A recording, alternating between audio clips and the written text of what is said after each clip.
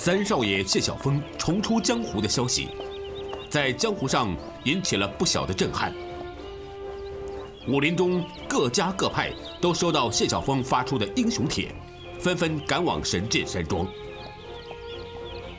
看来三少爷要再掀起一场风云了。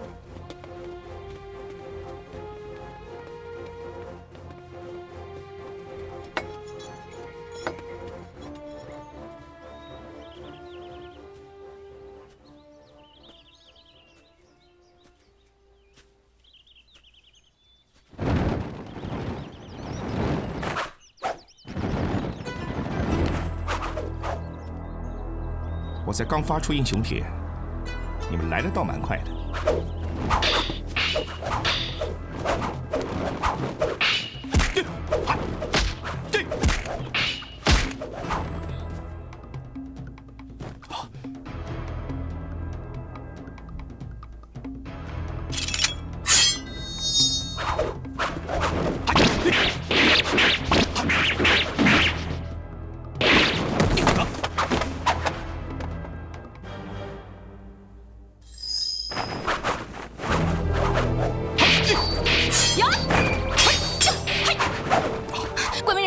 他们都是死士，已经中了移魂大法，快点他们穴道！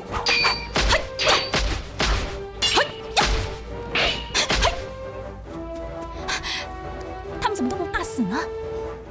他们已经被移魂大法给操纵了，真是太可怕了。在幕后操纵他们的人，他才真可怕。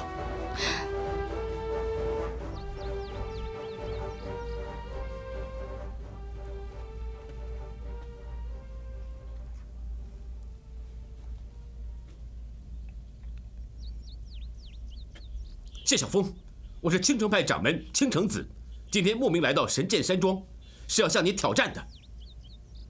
请。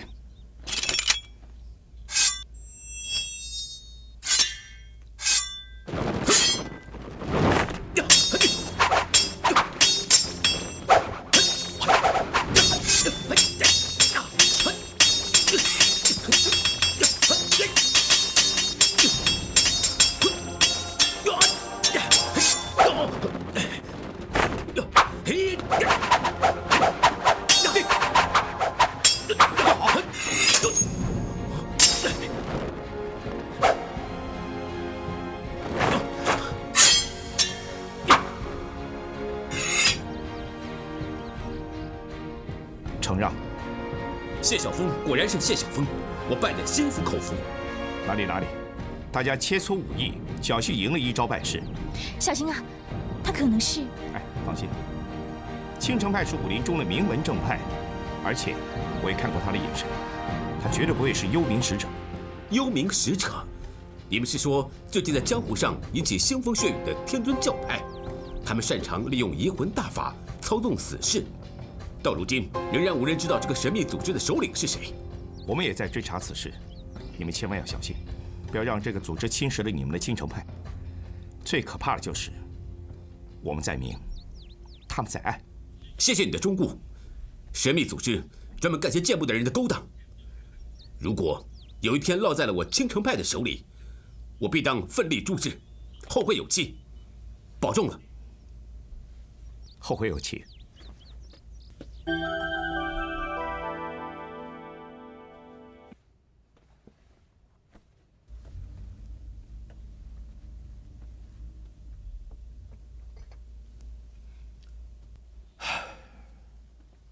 鬼面人叔叔，你在想什么？我是在想，我们英雄帖已经发出去了，神剑山庄三少爷谢晓峰重出江湖的消息，纪刚一定会有所闻。那你是担心他？哼，我不是担心这个，就凭纪刚，他根本就不是我的对手。我所担心的，就是留在纪刚身边的丁小弟。丁小弟？江湖上传言，丁小弟已经做了锦衣卫的副指挥使。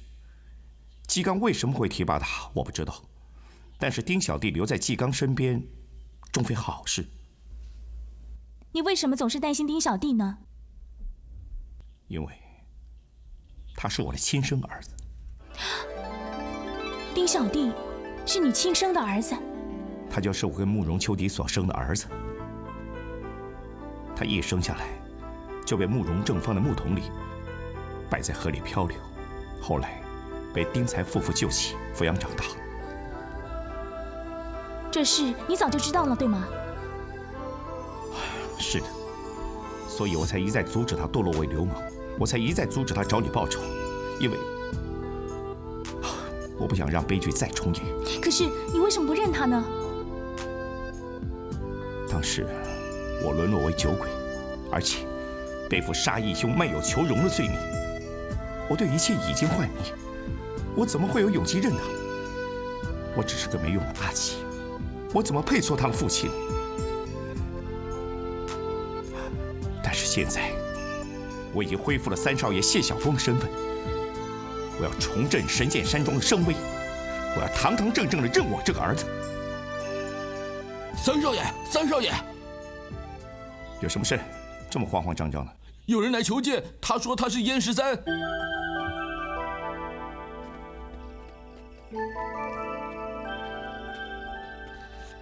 到底发生什么事了？怎么这么狼狈呢？真是一言难尽。珍珍，你先扶季姑娘进去休息吧。我们走，小心点。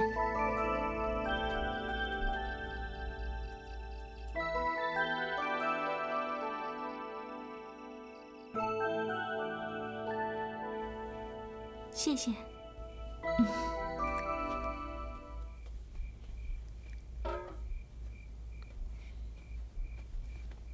你身上的内伤是不是从悬崖上掉下来造成的？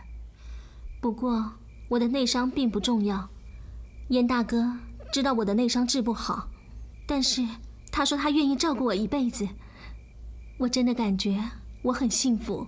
燕13真是个至情至性的男人，你真的很幸运。我们坠落山谷，本来不打算出来了，就在山谷内搭间草屋而居。燕大哥他为我疗伤，他还打算隐退江湖，但是我们还有一个秘密，一直放心不下。什么事情放心不下？有一个惊天的秘密，我们一定要告诉谢晓峰，所以我们才历尽千辛万苦赶到这里来。我真的想不到，天尊居然会对季晴下毒手，把他逼落悬崖。当时我奋不顾身的去救季晴，也一起跌落了深谷。我以为我们一定活不到明天，但是没想到我们侥幸的活了下来。活着就是要为了揭穿天尊的阴谋。天尊为什么要加害你们？因为我不受他的控制，他里有移魂银针，控制了江湖上很多的帮派，而且他还派史将军利用毒杀来暗算我。史将军？你是说兵部尚书史将军？对，他也已经被控制了，成为一个死士。天尊如此可怕，他究竟是谁？天尊究竟是谁？是你根本就无法想得到的。我根本想不到的。最亲近的朋友，往往是最可怕的敌人。他就是慕容秋笛。慕容秋笛？不会的，不会的，这怎么可能呢？还有一件事，我要告诉你，丁小弟其实就是你跟秋笛的儿子。这件事情，秋笛已经知道了。他现在操纵纪纲，命令他让丁小弟当锦衣卫的副指挥使。原来是这样。你既然知道慕容秋笛的秘密，为什么你不对付他？我不能。她不但是慕容山庄的少主人，而且她也是我最深爱的女人。我真的做不到。谢晓峰，看到你能够重建神剑山庄，我也感觉到非常的欣慰。不过你要记着，你千万不能够让丁小弟继续留在纪刚和慕容秋迪的身边。如果跟他们在一起，一定会坠入魔道。到那个时候，江湖上又会掀起一场腥风血雨了。谢谢你，谢谢你冒着生命危险来告诉我这个秘密。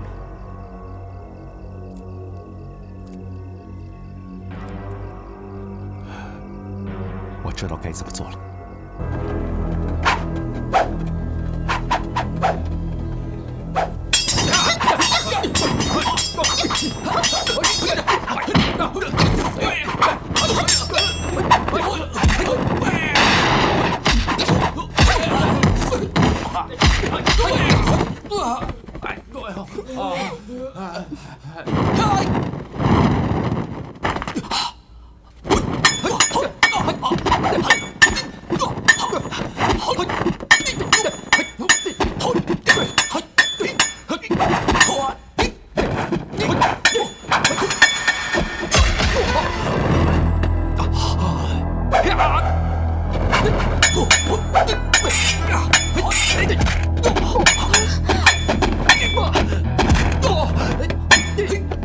小迪，你怎么样了？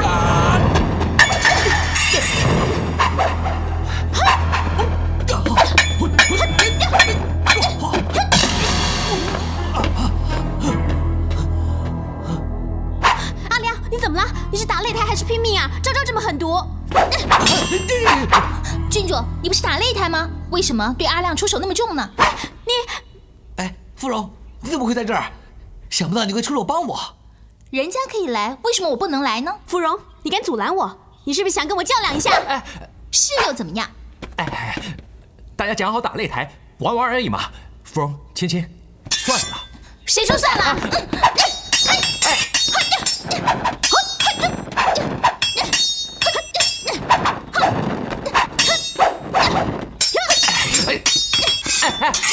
你们别再打了！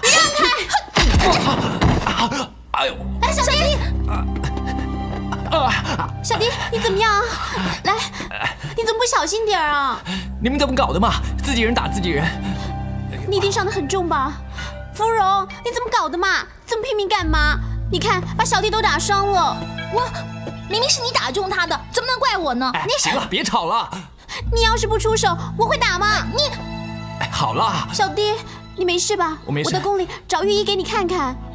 我怎么知道他武功不好嘛？我爹既然让他当副指挥使，那肯定是有真材实料的，要不凭什么有个空名分呢？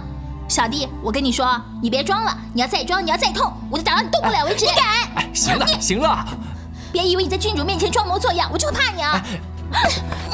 我告诉你，芙蓉，全锦衣卫上下都知道，丁小弟之所以能升职呢，都是因为我的关系。连皇上都得怕我3分。本郡主想升谁就升谁。今天我高兴了，说不定我还升丁小弟做指挥使呢。到时候连你爹都得靠边站。你太过分了，你！而且你又不是第一天认识丁小弟，他有多少武功你不知道吗？他怎么可能突然成为武林高手呢？好了，别吵了，什么都是我不好，行了吧？芙蓉，郡主，别生气，别生气了。我才没有那么小气呢。小弟，我最欣赏的就是你这个人了。武功嘛，不好可以慢慢练，这儿头脑是练不了的。你放心，到宫里我找武林高手，好好教你武功。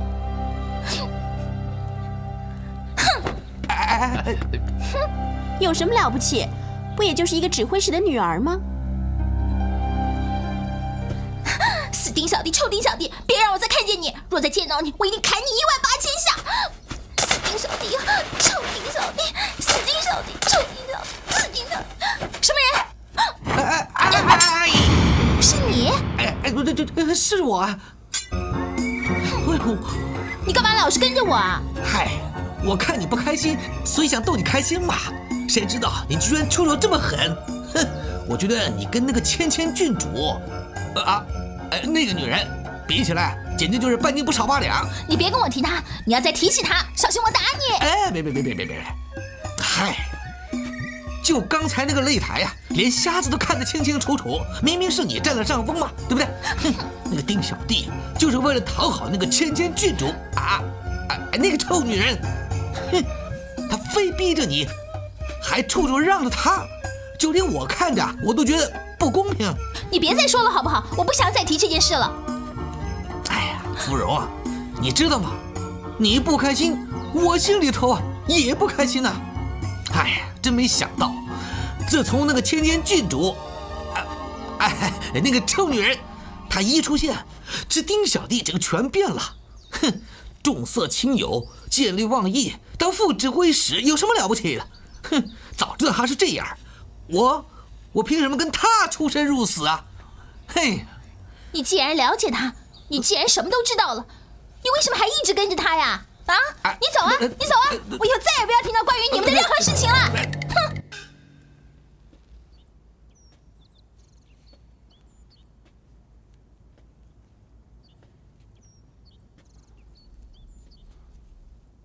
芙蓉，你怎么在这里啊？爹，怎么脸色这么难看呢？谁惹你生气了？我本来是来找娘聊天解闷的，可是她在佛堂里念经拜佛，我不敢打扰她。你是不是有心事？爹从来没有看见你脸色这么难看过。你说谁欺负你了？就是那个丁小弟，自从爹你升他当副指挥使以后，他天天跟芊芊在一起，根本就没有把我放在心上。芙蓉，你入世未深，人心难测，居心叵测，你根本就不知道。爹跟你说过，像丁小弟这种不学无术的人，你根本就不能相信。自始至终，爹觉得他根本就配不上你嘛。爹，好了，别难过了。现在知道了也为时不晚呢。放心吧，有爹在，爹会保护你的。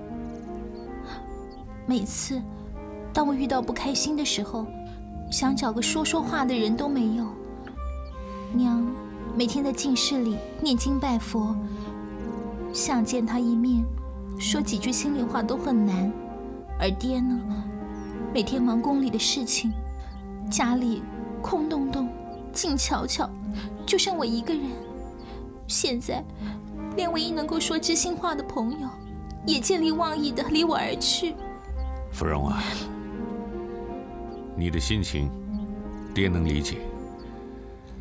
一个人最不开心的时候，最大的希望，就是想找个人倾诉。可是你又得不到家的温暖，爹每天在外头奔波，你娘她有……哎，爹，你要干什么啊？娘不喜欢被打扰的。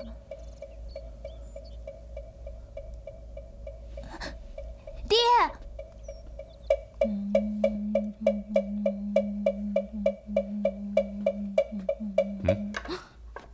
大人，夫人呢？怎么是你呀？奴婢不知道，夫人她出去了，她叫奴婢在房里帮她诵经拜佛。为什么他会离开房间？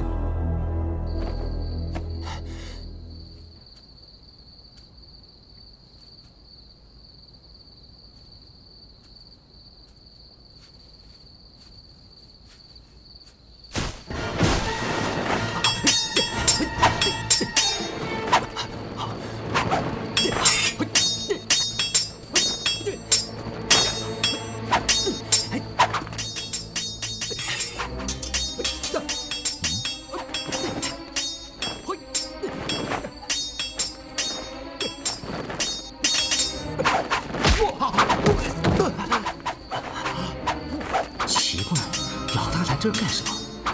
又是这些幽冥使者，他们为什么要杀老大呢？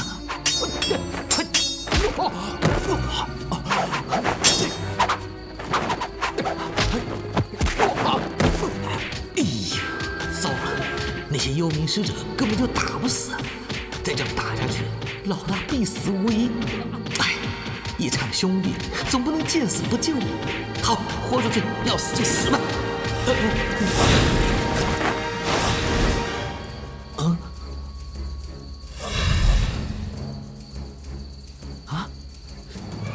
小弟被抓走了。那穿白衣服服的人是谁呀？会不会是鬼啊？哎呀！这是季大人。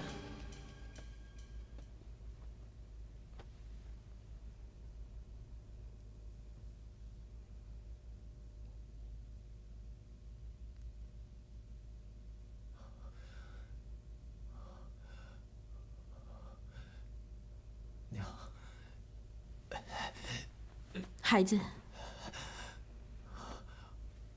我怎么会在这里？什么事让你不开心？你为什么要喝那么多酒？娘，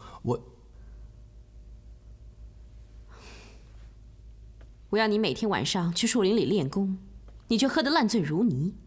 要不是娘及时出现，你早就死在那些幽冥使者的手里了。要知道，那些幽冥使者全是些行尸走肉的杀手。他们不会因为你是我儿子而手下留情的。你这个样子，怎么能练好武功呢？娘，我知道自己没有天分，让您失望了。你是个聪明绝顶的孩子，怎么会没有天分呢？可是，练武一定要摒除心中杂念。你心中杂念那么多，怎么能专心一致呢？对不起。等到你内功心法练得差不多的时候，娘就传授给你武林秘籍。到时候，你一定能成为举世无双的武林高手。就算学会了绝世武功，又有什么用？怎么会没用？难道你不想称霸武林吗？娘，你怎么今天说话怪怪的，跟以前不大一样？怎么会不一样呢？娘会这么做，都是为了你好啊。娘知道你心里在想什么。唉，自古英雄情关难过，有多少江湖儿女被情所困，为情所累。可是孩子，不管你的心里有多煎熬，你千万记住，你绝对不能对芙蓉有任何动情之心。我知道，请您放心吧。你千万要记住，绝对不能将我们身份秘密泄露。待你武功练成，我们母子连心，共同完成大业，这才是最重要的。请娘放心，娘的命令，孩儿一定不敢违抗。你是我的亲生儿子，娘是不会骗你的。你一定要相信娘。请娘放心，孩儿一定依娘的命令，孩儿不敢违抗。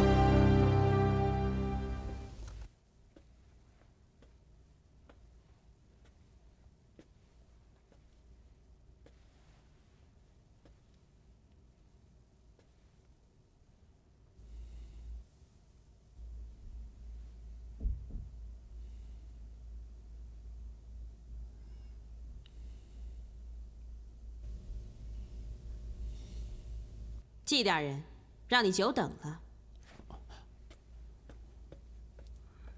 属下叩见天尊。我找你来，是有事情要通知你。请天尊吩咐。谢晓峰并没有死，他已经跟铁铮铮回到神剑山庄。你应该已经知道这个消息了，对吗？启禀天尊，属下确实已经接到这个消息，而且还知道谢晓峰已经恢复神剑山庄三少爷的名分。他广发英雄帖，打败了各路英雄。他准备重现剑神的威力。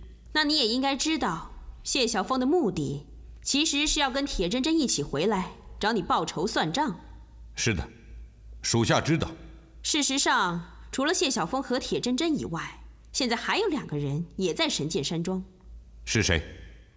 他们是燕13和你妹妹季晴。是他们。燕13虽然被四川唐门的毒杀案情所伤，可是他现在已经被医好了。真有此事？这个消息一定让你很震惊吧？属下确实感到震惊。那你是不是担心燕13到时候会跟谢晓峰联手，一起来京城找你算账？其实属下一点都不害怕。你不怕？对，我有天尊做后盾，这有什么好怕的？除非天尊不再相信属下，一早就想出卖属下。你说得对，你身为朝廷的锦衣卫指挥使，位高权重，怎么会怕江湖上那些恩怨情仇呢？不过，有一件事我必须告诉你。什么事？皇上已经等得不耐烦了。你抓了那么多的旧朝遗臣，虽然在天爵崖找到了一部分藏金，可是到现在为止，大部分藏金还无法全部弄到手。这些遗臣随时可以死灰复燃，到时候你怎么交差呢？回禀天尊，这些前朝的遗臣，我已经抓到天牢里面，正在日夜拷打，相信很快就会招出藏金之地的。但愿你说的全是真的。属下对皇上和天尊绝对不敢欺瞒。好，你还是尽快完成任务吧，免得节外生枝。属下知道。好了，你先回去吧。属下告退。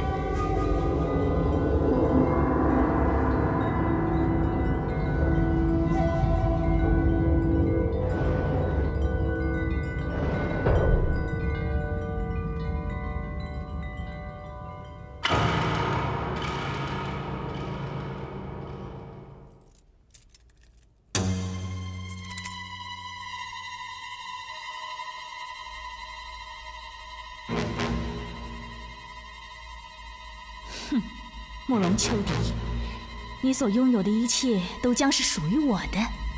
虽然纪刚的心里现在爱的是你，但是总有一天，我一定会让他对我着迷。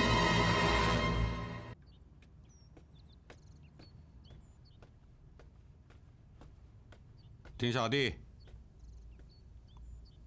季大人，季大人这么早找属下，有什么事吗？你彻夜不归，去了什么地方？哦，属下昨天晚上在城中酒馆喝点酒，喝醉了，所以在那儿住了一晚。我还以为你进了宫去，当了郡主的驸马呢。前郡主昨天跟属下们打完擂台，就回郡王府了，没跟属下在一起。我不过是随便说说。你何必这么紧张呢？你去做了什么，大家都心照不宣。你是不是去见了天尊？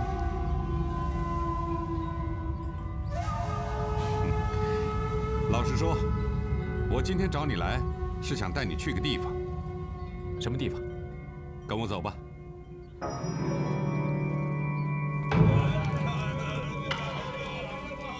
参见季大人。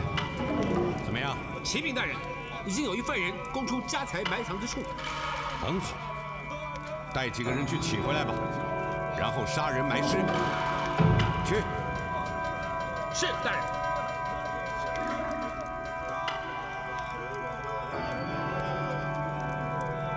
我看你一定觉得很奇怪，这天牢里面怎么突然囚禁了这么多犯人，对吗？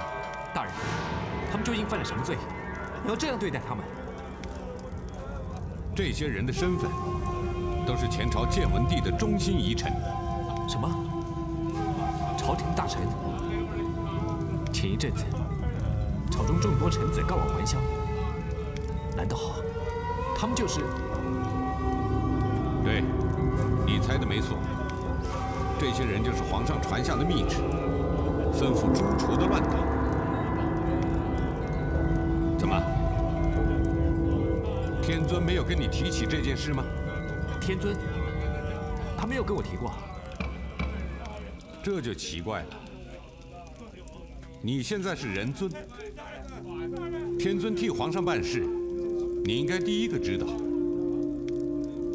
我还是不懂，朝中铲除乱党，应该是件非常重大的事情。不管天尊有没有跟我说过，大人办事这么谨慎，怎么可能贸然带我来这里，让我知道这么多呢？这有什么？既然天尊封你为人尊，那我绝对会相信你。天尊吩咐下来办什么事，我都会告诉你。真的是这样吗？就是这样。既然大家同乘一条船，那我们之间还有什么秘密啊？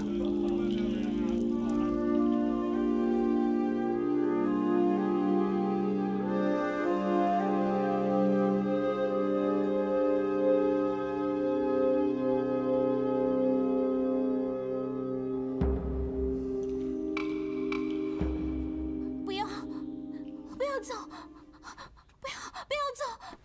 芙蓉，芙蓉，芙蓉，你怎么了？芙蓉，芙蓉，你这是怎么了？我刚才做了个噩梦，被惊醒了。都已经日上三竿了，你该不会昨天一晚没睡好吧？娘，这2天你去哪儿了？怎么也见不着你了？你的行踪神秘兮兮的，你究竟在干什么呀？你这是怎么了？该不会让噩梦给吓着了吧？你跟爹究竟怎么了？为什么好像跟陌生人一样这么冷漠？芙蓉，你从小跟着姑姑和娘，跟你爹很少有交流，很多事情你是不会明白的。你又怎么能了解你爹究竟是个什么样的人？娘，你跟爹究竟发生了什么事情？求求你告诉我好吗？不管怎么样，你一定要相信娘，只有娘才是真正对你好。娘，你跟爹说话怎么都怪怪呢？爹昨天对我说了一番话，也是莫名其妙的。娘，你们俩处了这么多年，怎么一点感情都没有呢？我知道，你已经长大了，很多事情我不应该再瞒着你。芙蓉，你知道娘是在怎么样的情况下才嫁给你爹的吗？娘，你爹设计了一个陷阱，欺骗了我，得到了我。娘是在无可奈何的情况下才嫁给他的。我和他之间从来就没有什么感情可言，更谈不上信任。怎么会这样呢？爹，他怎么是这样的人呢？娘，事情经过到底是怎么样的？说来话长。总而言之，你爹是个非常不简单的人，有时候甚至是说一套做一套。你千万不要太相信他说的话。你还记得他设计杀害谢晓峰和铁铮铮的那件事吗？爹怎么会这样呢？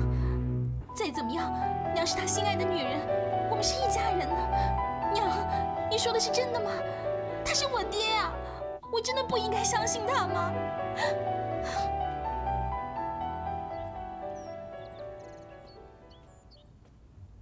秋迪，我有话想跟你说。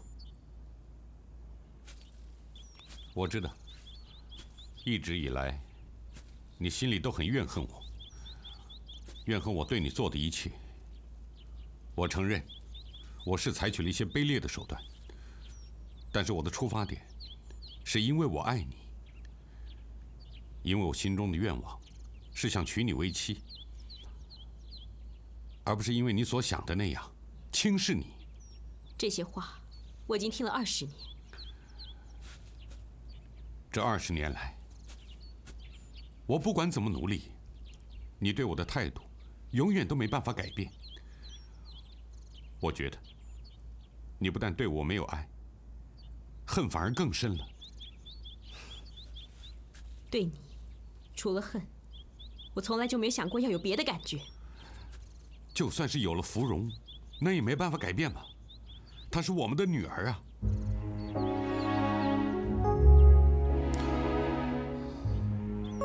昨天我第一次见到她为了丁小弟伤心欲绝的样子，我突然觉得我们的女儿长大了，而我们已经是相处20年的夫妻了。这20年对我来说一点意义都没有。我真的不了解，你心中的那堵墙，真的就永远不能打破吗？难得你今天会对我说出这番肺腑之言，你不要再拐弯抹角了，有什么话你直说吧。最近宫中发生的一件事，我一直觉得很奇怪。是吗？我知道，皇上不在宫中。你是说皇上出巡的事？不，是下落不明。皇上是一国之君，身边又有那么多大内高手和御林军，怎么可能失踪呢？莫非你是想告诉我，宫里养的都是些饭桶不成？皇上不只是很久没上早朝，而宫中的谕旨都是由天尊所下。我想的是，不是宫中的人没用，而是天尊太神通广大，太厉害了。他居然连皇上都敢动。你这话什么意思？我的意思是说，我觉得你知道皇上和天尊之间的关系。你怎么突然会有这种想法呢？难道你觉得我给得了你答案吗？你是锦衣卫指挥使，又是皇上器重的人，皇宫里的事你应该比谁都清楚。而我却觉得，天尊的事，你比我知道的更清楚。天尊？你是在怀疑我？再笨的人也听得出，你是在质问我，想知道我是不是天尊？我记得，天尊曾经说过，我只要效忠皇上就行，是不是这样？你这是越来越可笑。你和天尊说过的话，我怎么会知道？一直以来，天尊都是以神秘的面目接见我。我很好奇，第一次见到他，我就有一种愿望，很想知道他的真面目。这种愿望越来越强烈。其实，我应该这么说，我早已经见过了，是吗？好啊，你倒说说看，你认为天尊是谁？他就是和我相处20年的妻子。你果然是在怀疑我是天尊。自从在天尊密室，天尊让我服下离魂神水的那一刹那，我就开始怀疑你。虽然我那时候很模糊，但是我想知道，我眼前出现的是真正的秋笛，还是心里的秋笛？还有呢？勾魂使者的出现，四川唐门的移魂术，我真的很想不通。这些江湖中的邪派绝学，早就在江湖中销声匿迹了，又怎么可能突然出现呢？纪纲就是纪纲，果然观察入微。这些终于让你想明白了。是的，我是想明白了。我记得慕容山庄搜集了很多武林秘籍，这其中就包含着四川唐门的武林绝学。你忘了，慕容世家所收藏的武林秘籍早就被烧毁了，而且烧得一本不剩。我也不会忘记，我身边的这位妻子有过目不忘的本领。你在未嫁我之前，也口传武林秘诀，教会过我几套武功绝学。你既然已经知道答案了，又何必多此一问呢？我对你不止越来越陌生，而且有一种恐惧感。在我身边相处20年的妻子，竟然是江湖中可以呼风唤雨的天尊。江湖上的事本来就变幻莫测，让你捉摸不定的。我以为你早该适应了，要不然你怎么会活到今天呢？还有一件事，我想不通。什么事？你和皇上到底是什么关系？以你的身份，你根本没资格知道这些。而且，你以后再也不会见到天尊了。为什么？因为天尊早就已经决定从江湖上消失了。你说什么？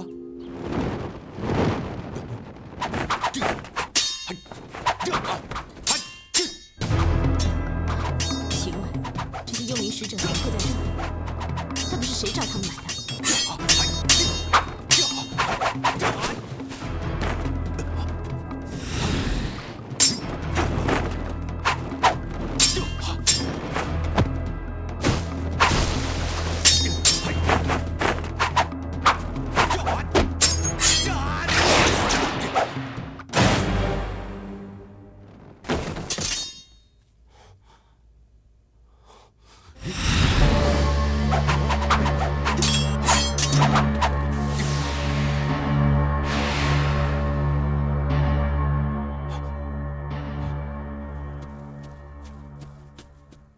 天尊就是天尊，你好狠毒啊！知道我揭穿你的身份，你就要杀我。你不只是皇上身边的红人，而且我也仍然是你的妻子，我怎么会杀你呢？那我还要感谢你的不杀之恩喽！大胆，竟敢在天尊面前放肆！属下不敢。纪刚，你还会不会对我效忠？属下誓死效忠天尊。只是，我很想知道你还是不是我的妻子。那你认为，站在你面前的，是慕容秋荻还是天尊？是天尊。不，你错了。就算慕容秋荻是天尊，他也还是慕容秋荻。那这么说，你还会是我的妻子了？难道你想改变吗？哦，不，只是我想起一件事，你是天尊的这个秘密，我想除了我，还有一个人，你也瞒不过他。你是说？没错，是燕十三。你别忘了，他是你们慕容山庄的家奴，而且一直以来他就守护在你的身边。是，燕十三对我一直有很强烈的感情。从小到大，我心里的事没有能瞒得过他的。可是，知道不知道，又有什么分别呢？慕容秋荻永远都是慕容秋荻，就算曾经有过一念之差，让天尊做了很多坏事，可是他早就后悔了，所以从此在世上永远都不会见到天尊。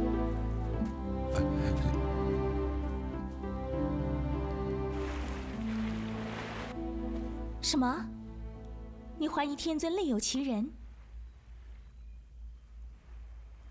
不是另有其人，根本就是两个天尊。怎么可能呢？一个天尊已经弄得满城风雨，要是再多出一个，那岂不会是天下大乱了？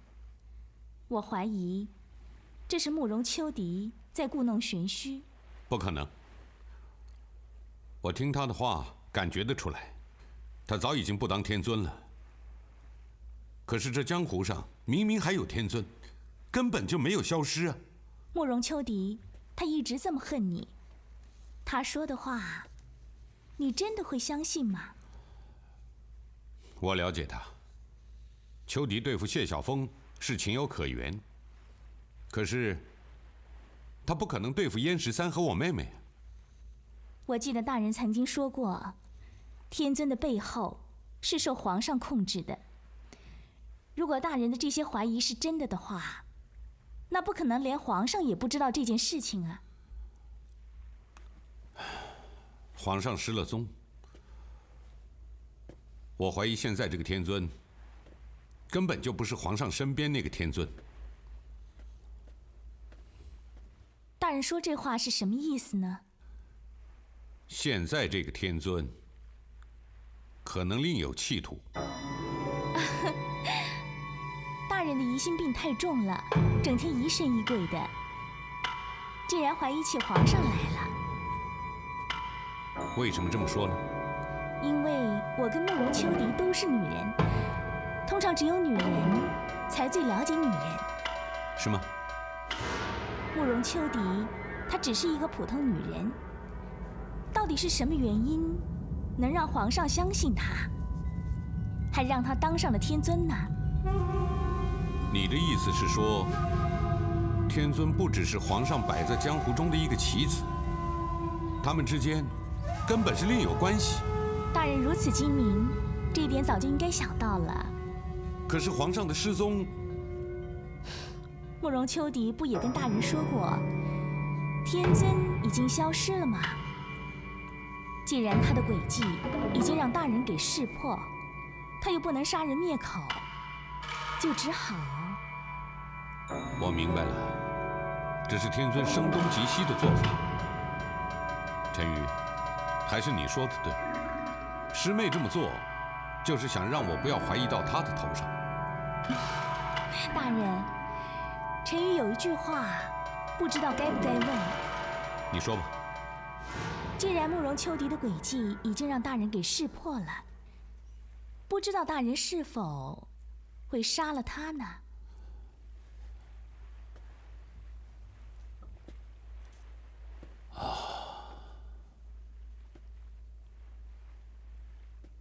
不管他是天尊，还是季夫人，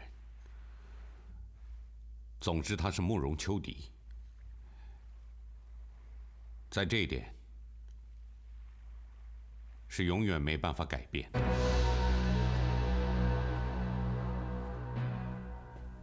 是我们该走的时候了。我们要去哪里呢？我答应过你去南方，找一个四季如春、山清水秀的地方。我们去云南。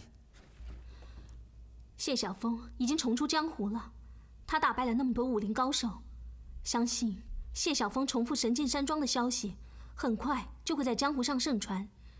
到时候，除了幽冥使者，还会有更多的武林高手。我们这时候走了，谢晓峰和珍珍他们应付得过来吗？谢晓峰他既然选择重出江湖，我相信他是下了重大的决心。我留不留下，已经无所谓了。可以吃饭了。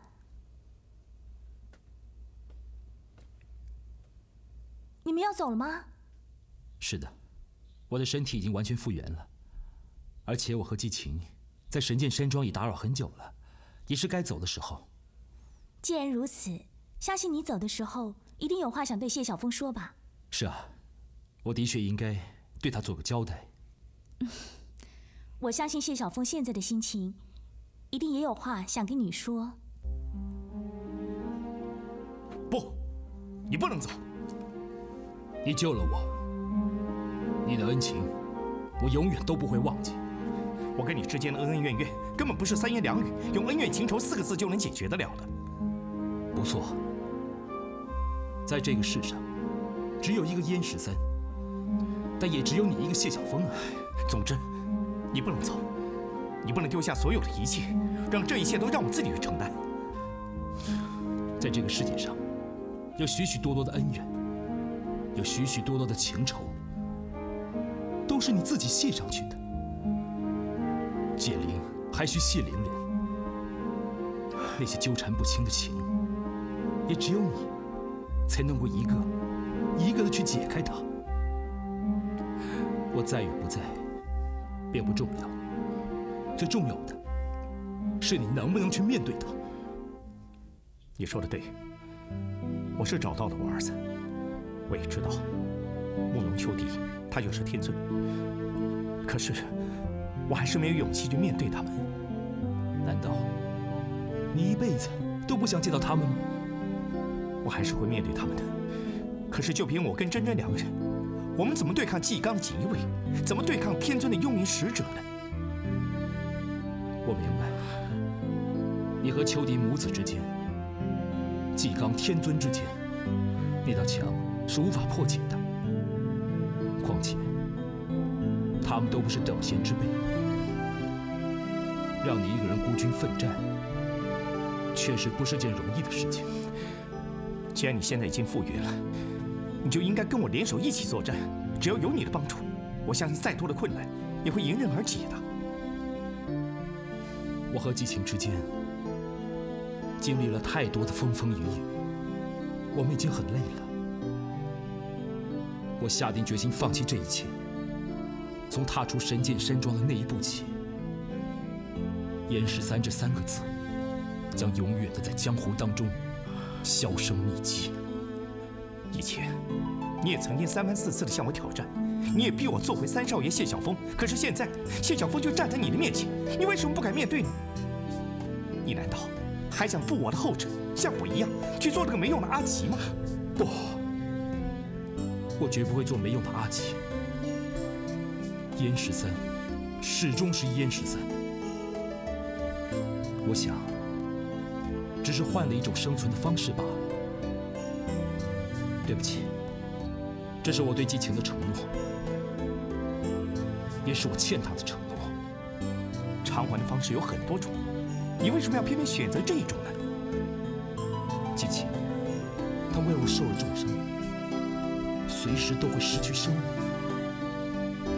对我们来说，能多活一天就是赚一天。现在她没有了我，根本就无法生存下去。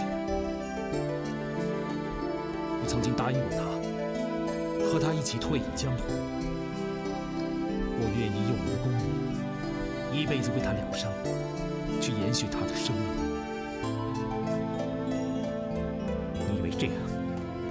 你以为这样就能让自己不当燕13了吗？你认为这样带着季晴远走高飞，就真能退出江湖吗？就能从此不卷入江湖的纷争吗？当年我隐姓埋名，成了没用的阿奇，你也曾经救过我，也向我挑战过。我们的这一战始终都是要面对的，你知不知道？我看还是事在人为吧。说得好，事在人为。你有没有想过，你这样做，纪刚跟天尊就能放过你吗？你有没有想过，天尊和纪刚会拿季晴的生命来威胁你？真有此事？哎，那天我在酒馆里看见丁小弟借酒浇愁，当时我很奇怪啊，大人已经提拔他当副指挥使了，芊芊郡主呢对他又那么好，他没有道理借酒浇愁啊！哎呀，怪了。他是因为什么而烦恼呢？他当时喝的是半醉，我只听他说，一辈子都不想知道自己的身世，这样活着还能更轻松一点。这么说，他已经知道自己的身世了？那他倒没说，不过我想他的身世一定是个大秘密。他有没有说过他已经是天尊的人，或者是说过什么跟天尊有关的事情？没有，绝对没有。大人，你说丁小弟真的是天尊的人了？对，据我所知，天尊现在非常器重他，教他一流的武功，想培养他成为最好的杀手。不过，我也真是奇怪，天尊为什么会突然的这么器重他呢？除非他们之间有非常亲密的关系，不然以天尊的为人，怎么可能这么做呢？也许丁小弟得天独厚，被天尊看上了。不，这些问题肯定和他的身世有关联。什么关联？你去给我暗中查清楚。我怀疑丁小弟是谢晓峰的儿子。大人，这不可能啊！这个谢晓峰是没用阿吉的时候，丁小弟已经跟他认识了。如果丁小弟是谢晓峰的儿子，那个时候他们就已经相认了。那还有一个可能，他可能是太子。哎呀，这也不可能啊！太子已经被谢晓峰给杀了。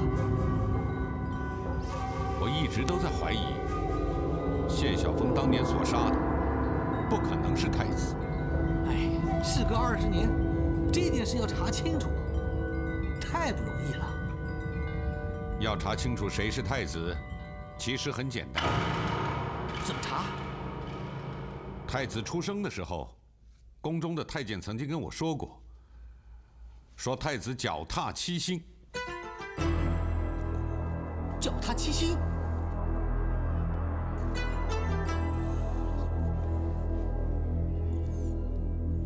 脚踏七星？哎，大人，在下和丁小弟从小就认识，我们经常在河边游泳摸鱼的。他身上真的一颗痣都没有，别说脚踏七星了。你真的肯定？一定没有？没有，他身上有多少颗痣，我比谁都清楚。既然是这样，那就算了。哎，大人，如果说丁小弟真的是那个脚踏七星的太子，那对大人有什么好处啊？哼，那就等于得来全不费功夫。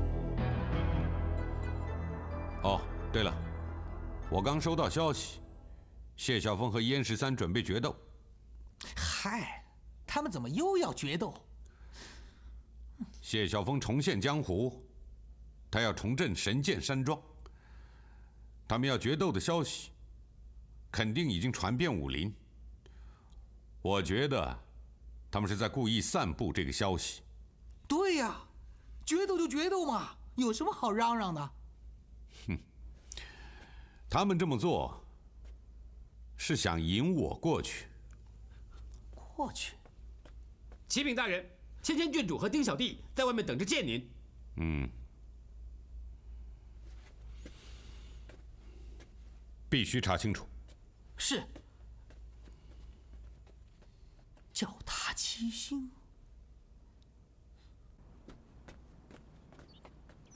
陈继刚拜见郡主。季将军免礼。叩见季大人。郡主有何吩咐？我问你，你这几天有没有见到皇上？发生什么事了？我发现他根本不在宫中。郡主是如何知道皇上不在宫中？回大人，郡主多日不见皇上，十分担心，而刘公公又不让郡主进入皇上寝宫，所以郡主只好叫在下陪她潜入寝宫。结果发现皇上寝宫内空无一人，而且好像已经荒废多时。季将军，你快说啊，怎么会这样呢？皇上是不是出事了？郡主请不要担忧，皇上根本没事儿。那你知道他在哪儿？属下当然知道，只是皇上吩咐过要在下守密，所以才瞒着郡主。你快说，他现在怎么样了？皇上只是微服出巡，过一段时间他自然会回来的。微服出巡？那他怎么没有告诉我呢？郡主，皇上微服出巡向来是不惊动任何人的，包括郡主。只是现在郡主已经发现了，所以为免郡主担心，才泄露给郡主的。原来是这样啊，我还以为他出了什么事，害我担心了好几天。皇上和郡主手足情深，真是皇上的福气。既然皇上不在宫中，那么郡主可以乐得逍遥自在、无拘无束了。不管怎么说，他没事我就放心了。哎，芙蓉呢？我来了这么久，怎么没见她出来啊？哦，小女和她母亲去大相国寺参佛去了。哦，芙蓉，我看你最近一直闷闷不乐的，是不是在想你姑姑和燕13师傅？不知道他们现在怎么样了？阿娘，难道你知道他们的下落吗？他们俩现在在神剑山庄做客。他们去找谢晓峰。谢晓峰已经回到神剑山庄了吗？芙蓉，你曾经救过谢晓峰和铁铮铮，现在你姑姑师傅又都在神剑山庄，你要是想见他们，我也不会反对的。娘，是真的吗？不过我有个条件，你不可以一个人去。你要是真的想去，就找个人陪你去吧。谢谢娘。好了，我要去禅房了。你随便逛逛。太好了，又可以见到师傅了。可是找谁陪我去呢？芙蓉，芙蓉，你果然在这儿。是你们呐？哎，你娘呢？她不是跟你在一起吗？我娘她在禅房里念经。哦，小弟，我有话跟你说。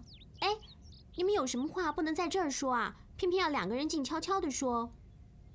这是我跟小弟的事情，我只是借他一会儿，很快就会还你的。小弟，我们走。哎，你记得点赞关注哦。